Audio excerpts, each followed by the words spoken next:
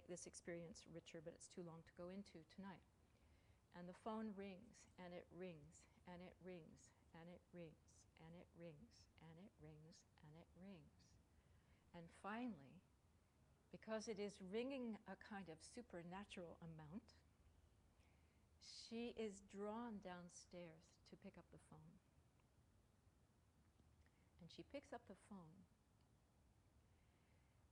and she hears her little daughter say, "Mammy?" And she says, "Yes."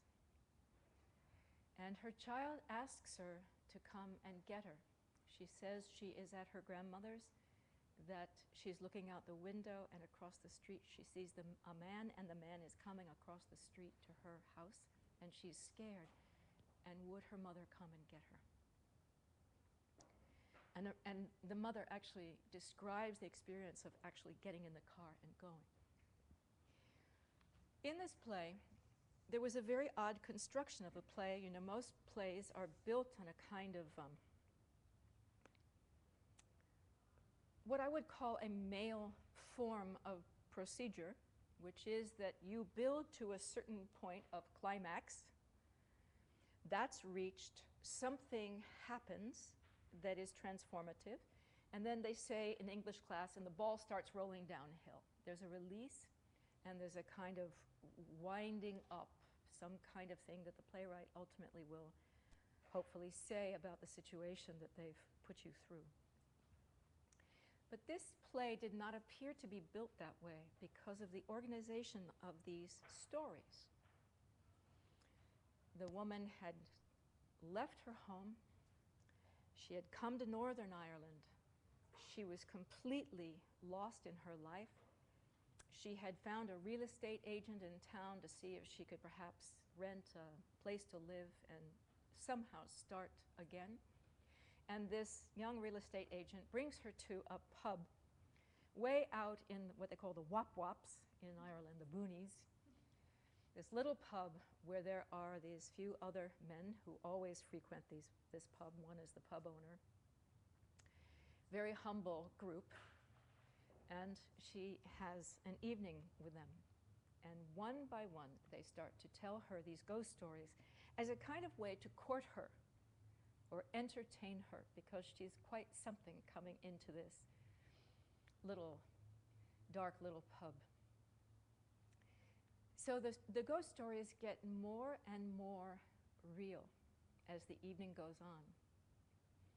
And then she actually tells, at the midnight hour, she tells her ghost story, which is the story of her daughter dying. At the finish of that, the conclusion of that, almost everybody leaves but her and a wonderful man who was a garage owner in the neighborhood, who then talks to her until everything has kind of come to a quiet point and the play ends. Well, when I was first working on this play, The Natural Inclination, there was a 6-page monologue, which was the description of the daughter dying and everything. I assumed this was the climax of the play. And of course, probably every actor in every play assumes that whatever their part is, it includes the climax of the play. But this one actually seemed to actually do that. And so I worked very hard to invest a lot into being true to this incredible story.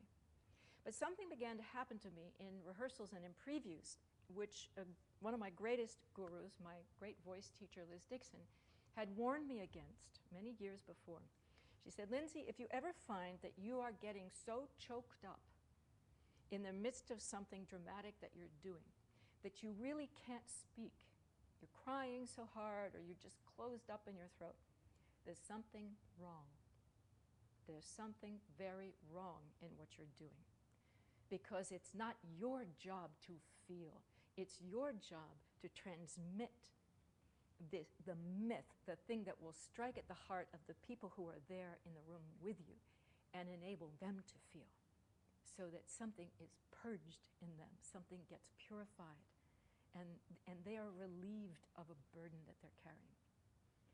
So I began to notice in my rehearsals and in previews especially, I mean, I'm a sensitive gal, this was a very hair-raising story, I would begin to get choked up.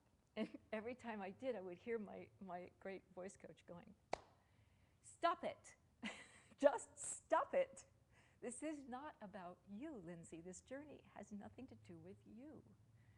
So I actually called the director first week in previews, and I said, "I want to have you come in, and I want to put this in rehearsal once again, because I think I'm doing something wrong, and I think I'm misunderstanding the playwright.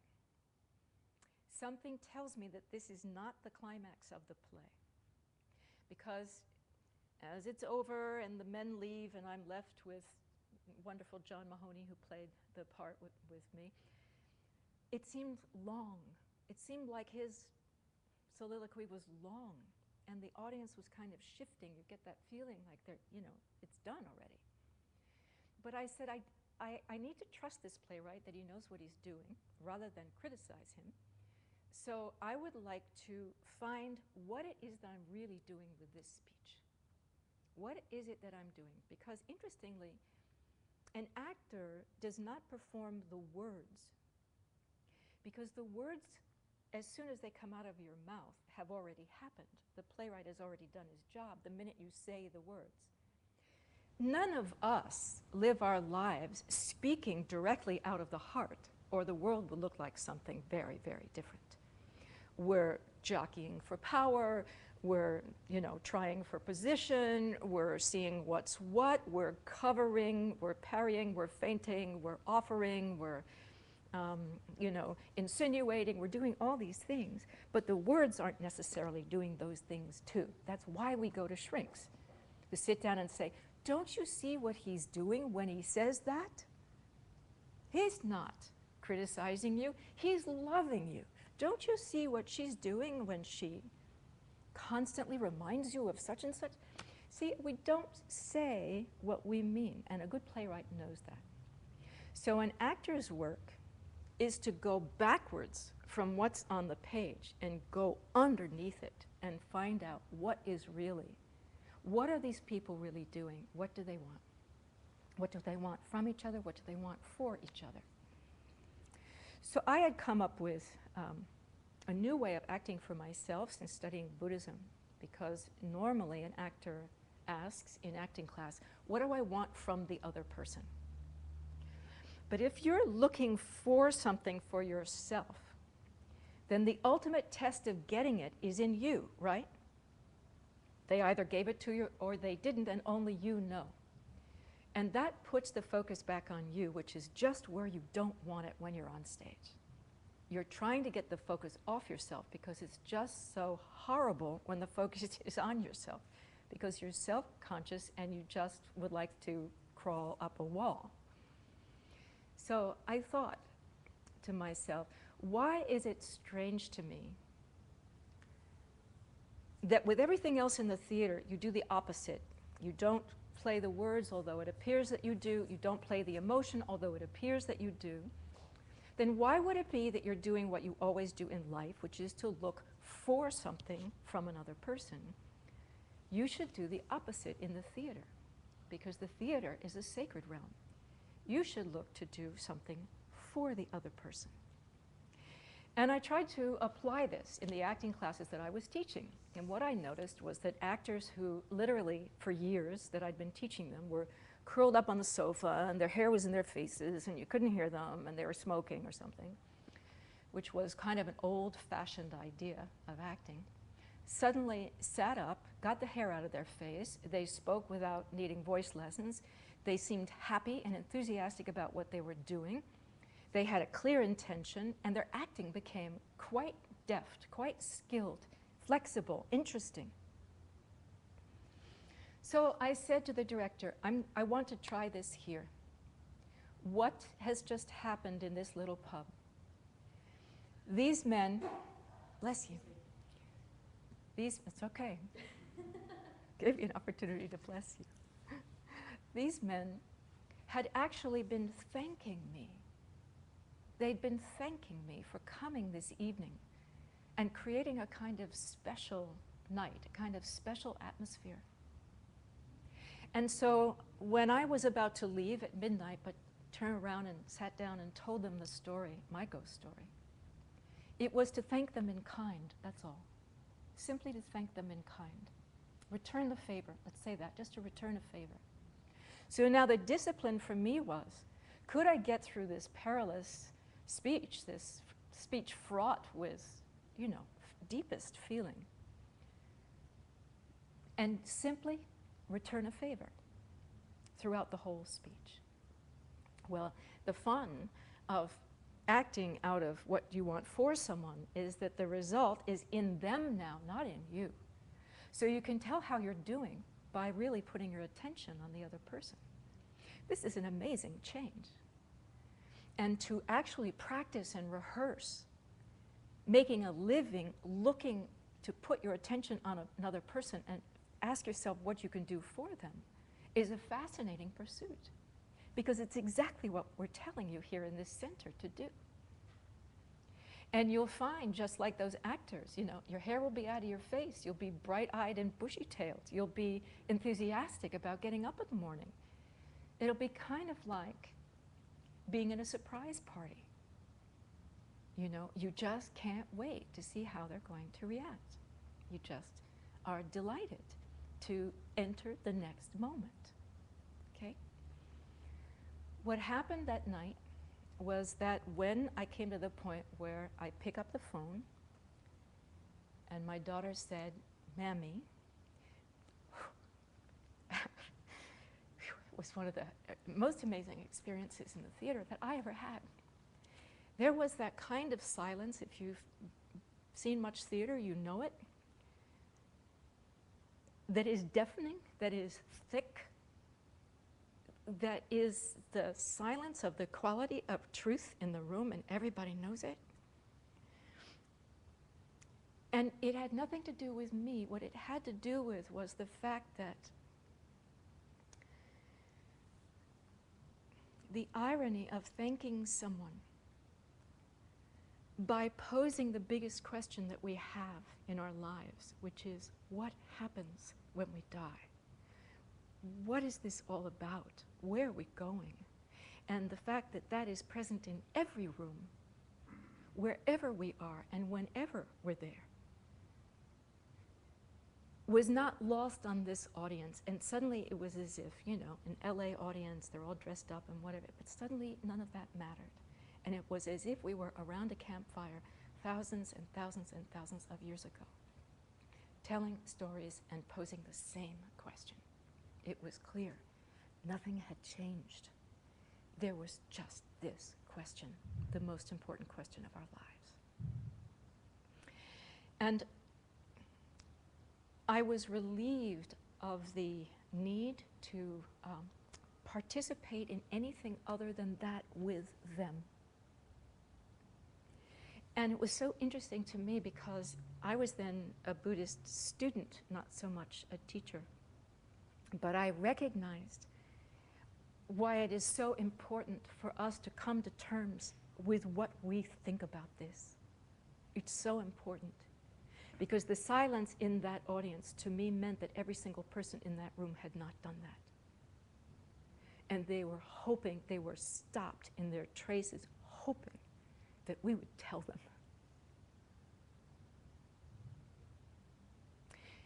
And then the rest of the play was very interesting because it was about returning to normalcy.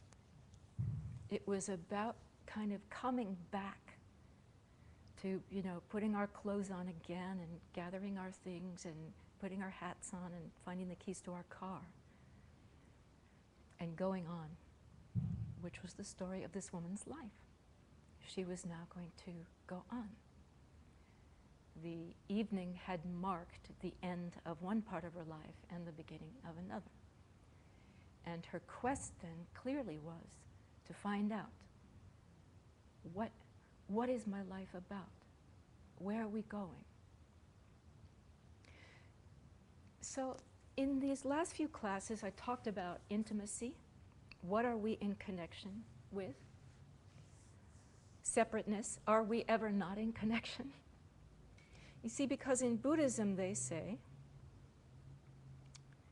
because things don't have any nature, self-standing, out there without our perceiving them and using the filter we have of our background and our prejudices and our likes and dislikes and whether they look like someone we grew up with that we loved or whether the person looks like someone we grew up with we couldn't stand.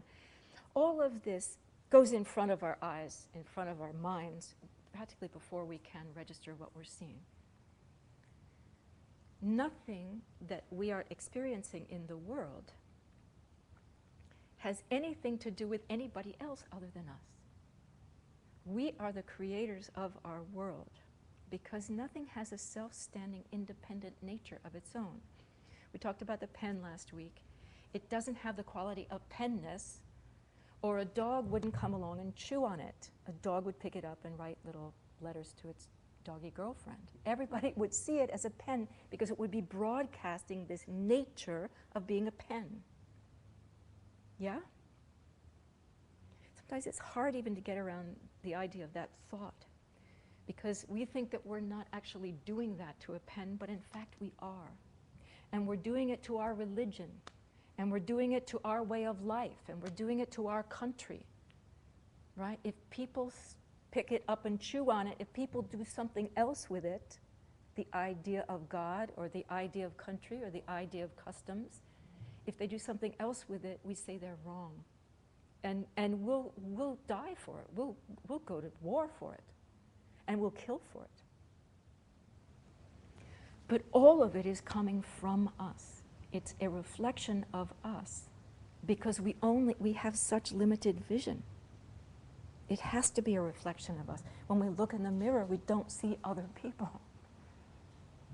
Right? But it's hard for us to move from the mirror and realize that we're not seeing other people either.